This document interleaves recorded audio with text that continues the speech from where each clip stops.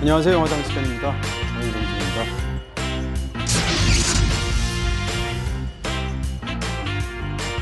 안녕하십니까. 해인당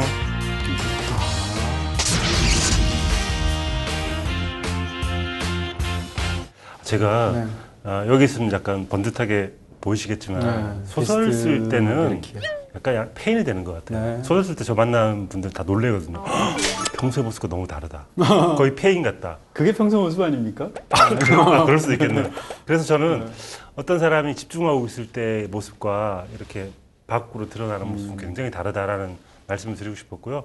제가 지금 현존하는 감독 중에 저하고 정서가 제일 잘 맞는 감독을 떠올려 봤는데 알렉산더 페인이에요. 그래요? 네. 사실 오늘 주제는 이런 감독 주제가 아니고 아버지와 딸이라는 주제를 한번 잡아봤는데 네. 그래서 제가 약간 좀 시적으로 좀 말을 만들어봤습니다. 어떻게 네. 만들었죠? 저희가 아버지의 딸, 딸의 아버지 네, 이렇게 이렇게 또 이렇게. 해봤는데 그 딸이라는 이름, 아버지라는 이름은 사실은 관계 속에서 얻어지는 이름입니다.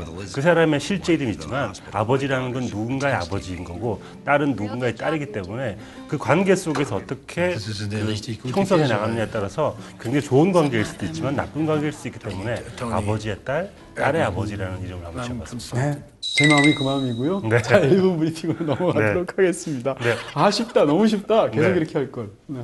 저는 그래서 오늘 다룰 이야기가 관계 속에서 가족은 어떻게 형성되는가를 한번 조망을 해보고 싶었고요. 네. 가족이라는 것, 가정이라는 것은 안식처이자 감옥이다라고 해겔이 말했습니다. 네. 해겔의 그 말은 특이하네요. 네. 관계 속에서 정말 좋은 관계가 될 수도 있지만 한편으로는 지옥 같은 감옥이 될 수 있다라는 이중의 의미인 것 같은데 그 관계의 명언들을 한번 제가 가족과 가정에 대한 명언들 한번 가져가 봤습니다. 네, 아 이거 5월에 했어야 되는데 갑자기 기획이 또, 네. 네. 또 9월에도 또 10월에도 한번 생각해 보시는 것도 좋지 않겠나. 네, 보시죠. 무슨 공포 영화 특집 네. 같아요. 막 피가 뚝뚝 수갑에다가 흐르고 있죠. 막 피에다가 블러드. 한가운데 제목을 오하나, 오하나라고 이렇게 약간 말장난을 해봤는데 오하나는 하와이 말로 가족이라는 뜻입니다. 아 진짜로요? 네. 오하라가 아니고. 네, 저희가 오늘 다룰 디센던트라는 영화의 배경이 하와이이기 때문에 네네. 떠올리기도 했는데 릴로와 스티치라는 영화에 이 단어가 나옵니다. 오하나가 가족이라는 뜻이어서 Neither have I. Dad said Ohana means family. Ohana means family. Family means Nobody gets left behind Or or forgotten. I 라고 know. 가족의 의미 굉장히 어떤 좋게 평가하는 그런 대사가 있었는데 그 오하나에서 아까 말을 비틀어 보면 오 하나 가족은 꼭 하나여야 되는가라는 의미. 그 말씀드린 것처럼 가족이 하나여야 된다는 그 관념 때문에 감옥이 생길 수도 있다. 오히려 안식처가 되어서 하나가 되면 좋은 안식처가 되기도 하지만 감옥이 될 수 있다는 생각이 들어가지고 안식처 또는 감옥이라고 얘기를 해봤고요. 오른쪽에 쓰레기통이 있는데 기타노 타케시가 굉장히 중요하고 유명한 말을 했죠. 너무 잘 알죠. 네. 토니 에드만 영화 홍보할 때 그 카피가 쓰이기도 했는데요. 가족이란 남들이 보지 않으면 갖다 버리고 싶다. 버리고 싶은 존재다. 쓰레기통 하나 준비를 해드렸고요. 에릭 캐스터너가 또 명언을 네. 하나 남긴 게 있는데 그렇죠. 왼쪽 아래에 있는 이 그림과 상관이 있습니다. 에릭 캐스터나 김중혁을 하는군요. 그렇죠. 네. 형제 자매는 고를 수가 없다. 그들은 그냥 집으로 배달된다. 수치인 부담으로 배달되고 되돌려 보낼 수 없다. 어쩌면 가족이라는 건 내가 선택하는 게 아니라 주어지는 거잖아요. 말하는 그대로 수치인 부담이기 때문에 무조건 받아야 되고 돌려보낼 수 없는 게 가족이라는 의미에서 그런 명언을 남긴 것 같습니다. 아유 뭐 세 가지 다 네. 굉장히 흥미롭게 서로 대조. 그리고 오른쪽 아래에는 네. 제가 또 드라마도 좋아하는데 최고의 이혼이라는 네. 좋은 드라마가 있었습니다. 배두나 씨와 또 차태현 씨가 연기했던 그 드라마에서 정말 명언이 있는데요. 남과 가족이 된다는 거는 바닥을 닦는 거랑 비슷하다. 닦을 때마다 매일 안 보이는 흠들이 보인다. 그래서 지우고 덮고 닦고라고 하는데 어쩌면 형제나 부모는 자기가 선택하지 않는 거지만 배우자를 선택할 땐 자기가 선택을 하고 남과 가족이 되는 거잖아요. 그런 의미에서 그렇게 가족이 된다는 것도 굉장히 힘든 일이고 하나하나 흠이 보이고 그 흠을 어떻게 덮어주고 가려줄 것인가가 어쩌면 가족이 되는 의미 같기도 해요. 그래서 제가 이제 왼쪽 위에다가 저렇게 수갑을 그려봤는데 어쩌면 오늘 다룰 영화 토니 에드만에서 중간에 수갑 장면이 등장하는데 아버지가 장난으로 딸의 손에 수갑을 채웁니다. 그게 어쩌면 가족의 의미 같은 거예요. 아버지가 채운 그 수갑이 열쇠가 없어졌습니다. 그래서 벗을 수가 없어요. 누군가의 도움을 받지 않으면. 가족이란 어쩌면 수갑 같은 것일 수도 있겠다라는 생각이 들어서 수갑을 한번 그려봤고요. 제가 제일 좋아하는 가족에 대한 말이 있습니다. 네. 사우스파크를 만든 트레이 파커가 이런 말을 했는데요. 가족이란 네가 누구의 핏줄인지를 보여주는 게 아니고 네가 누구를 사랑하는지를 보여주는 것이다.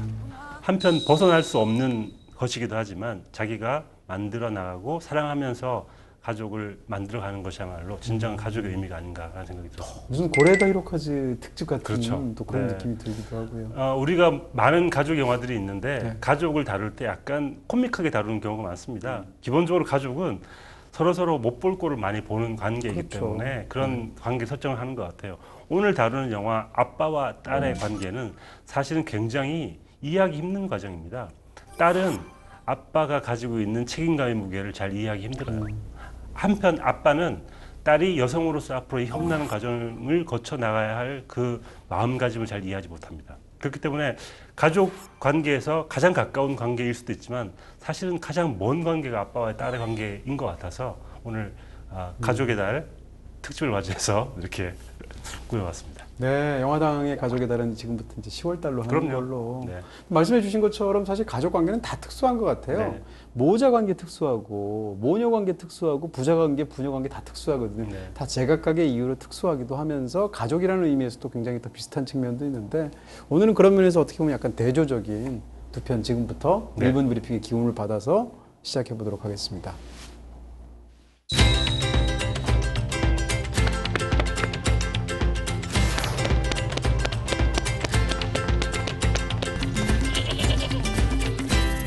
Who is he? I'd like to know who the guy is that my wife was seeing. What you've been going through, that's a tough deal. I'm just trying to keep my head above water. I'm gonna hit you.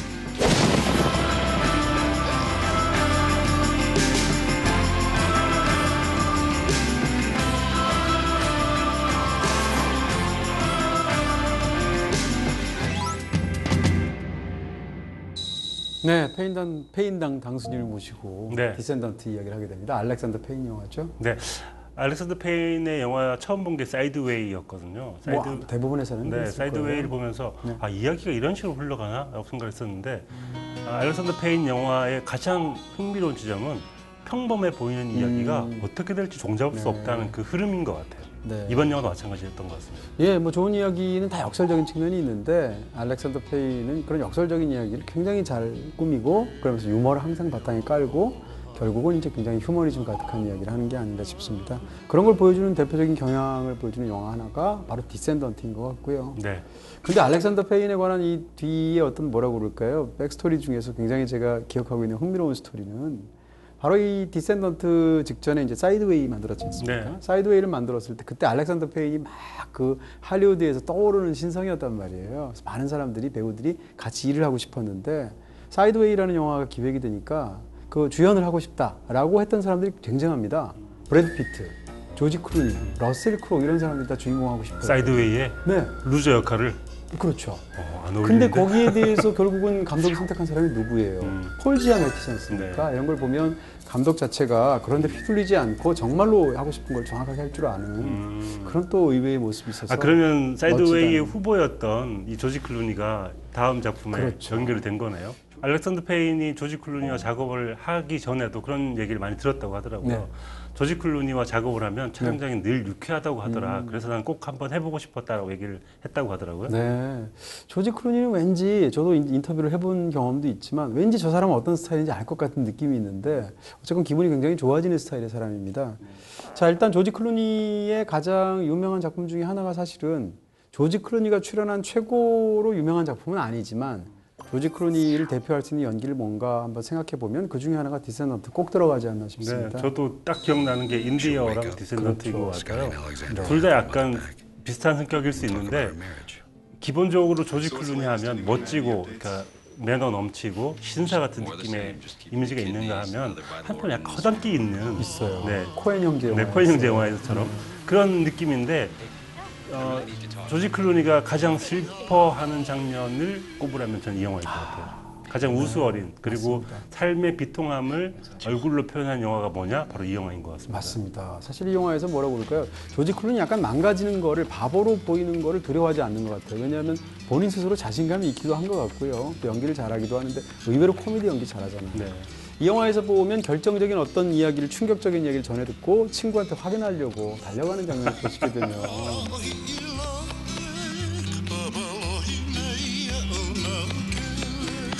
실제로 이 역을 소화하기 위해서 일부러 체중도 이렇게 찌웠다고 하고 여기서 티셔츠를 입고 나오는 건 배가 부룩하게 일부러 나와요. 네.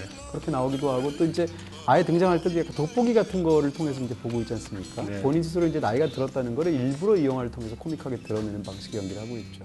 자, 어쨌건 이 영화는 이제 저희가 오늘 다루고 있는 부녀 관계를 다룬 영화라고 볼 수도 있습니다. 사실 극 중에서 이제 하와이에서 네. 굉장히 어떤 전통적으로 뿌리를 내리고 있는 그런 좋은 집안이겠죠. 네. 그런 집안에서의 변호사를 맡고 있는 매시라는 남자가 주인공인데 이 남자는 굉장히 이제 사회적으로나 여러 가지로 아무런 부족함이 없는 사람처럼 보였는데 갑자기 삼중고가 닥치는 거죠. 그 중에 하나가 뭔가 하면 딸들의 문제입니다. 딸이 둘이 딸이 있는데 큰 딸은 10대인데도 불구하고 마약 문제가 있어요. 그 둘째 딸은 학교에서 무조건 싸우는데 입이 너무 거칠어가지고 욕설을 막 남발하는 거죠. 그랬을 때 사실은 부부가 함께 이 아이들을 잘 양육해도 힘들 텐데 부인이 끔찍한 사고를 보트 사고를 당해서 식물인간이 되게 되고 알고 보니 부인이 사고를 당한 이후에 부인에게 다른 남자가 있었다는 사실까지 알게 되죠. 그러니까 이중고가 되는 데다가 마지막으로 어떻게 이 집안 하와이에서 대대로 내려오는 이 집안에서 여러 일가 친척이 함께 소유하고 있는 땅이 있는데 이 땅을 팔 것인가 말 것인가를 결정해야 되는 네. 이 삼중고의 문제들을 다루고 있습니다. 얼핏 생각하면 세 가지가 무관하게 느껴지지 않습니까? 근데 그것을 굉장히 리드미컬하게 연결한다는 걸 말씀드릴 수 있을 것 같고요. 이 영화를 보면 사실은 뭐라고 그럴까요? 굉장히 무겁고 그런 이야기일 수도 있는데도 불구하고 그것을 어떻게 보면 웃음기를 놓치지 않은 채 그리고 인간에 대한 신뢰를 끝까지 놓치지 않은 채 영화 묘사하는 것이 굉장히 성숙하다고 생각이 드는데 네, 일단 설정 자체에 네. 감독이 하고 싶어하는 이야기가 들어있는 것 같아요. 네. 일단 시작하자마자 아내가 코마 상태에 빠집니다. 네. 죽음을 앞두고 있는 거죠. 한 인간이 이 세상에서의 삶을 작별하는 방식이 어떠해야 되는가라는 주제 혹은 질문 역시 굉장히 중요합니다. 그리고 주변 사람들은 그 사람을 어떻게 기억할 것이며 그 사람을 어떤 식으로 보내주는 게 좋은 것인가라는 사실은 그런 이야기도 한 축이 담당하고 있는 거죠. 근데 그런 상황이 되면 아내에 대해서 원망의 어떤 분노의 것들만 이렇게 쏟아놓는 상황이 될 것 같은데 어찌됐건 거기다 대해서 예를 들면 나의 기쁨, 나의 고통 이런 말로 표현하는 어떤 부부 사이에는 있었던 어떤 역사가 있었을 테니까 그런 걸 다루는 방식도 굉장히 흥미롭고 또 좀 뭉클해지는 측면이 있고요. That I'm too out of touch with my feelings and I need to go to therapy. 극 중에서 이제 아내한테 너무 섭섭하니까 배신당한 느낌이 드니까 막 그 식물인간이 돼 있는 아내한테 막 그렇게 퍼부으면서도 정작 딸이 이제 그런 상황이 되게 되니까 딸한테는 엄마한테 함부로 말하지 말라고 한다는 둥. 그럼 딸도 사실은 막 이렇게 반항적인 면모가 강하지만 또 그런 소식을 들었을 때 이렇게 수영장에서 이렇게 자명하는 장면 굉장히 슬프잖아요. 그 장면 전 보다가 울었어요. 그쵸. 왜냐하면 네. 딸이 그 아주 낡아서 관리조차 되지 않은 수영장에 들어가서 수영을 하려고 하니까 막 거슬린 게 너무 많은 거죠. 근데 아빠가 와가지고 엄마 얘기를 해주는데 걔가 자명을 하면서 물 속에서 슬퍼하는 장면을 보여주면서 물 위로 올라온 딸이 하는 얘기가 있죠.